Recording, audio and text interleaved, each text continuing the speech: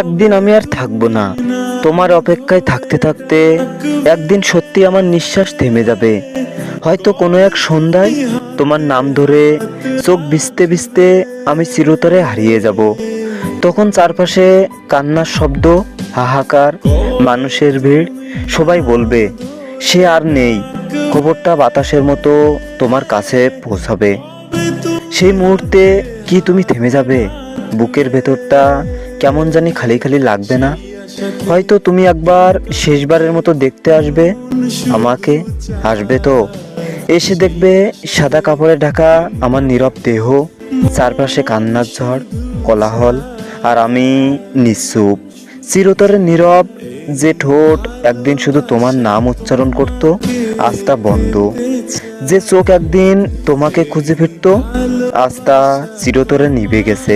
অথচ এই হৃদয় ছিল তোমার জন্য বেঁচে থাকার সবচেয়ে বড় কারণ। তুমি যখন আমার দিকে তাকাবে, হয়তো তোমার বুকের ভেতরটা হাহাকার করে উঠবে। ভাববে সেই মানুষটাই তোমাকে তার সবটুকু ভালোবাসা দিয়ে বেঁধে রেখেছিল। হয়তো তোমার অশ্রু ঝরবে, কিন্তু আমি তো আর কিছুই দেখতে পারবো না। আমি তখন শুধু নীরব হয়ে শুয়ে থাকবো, চারপাশের কান্না শুনতে পারবো না, শুধু ঠান্ডা হওয়ার মিলিয়ে যাব। কেন তুমি আছো বহু দূরে?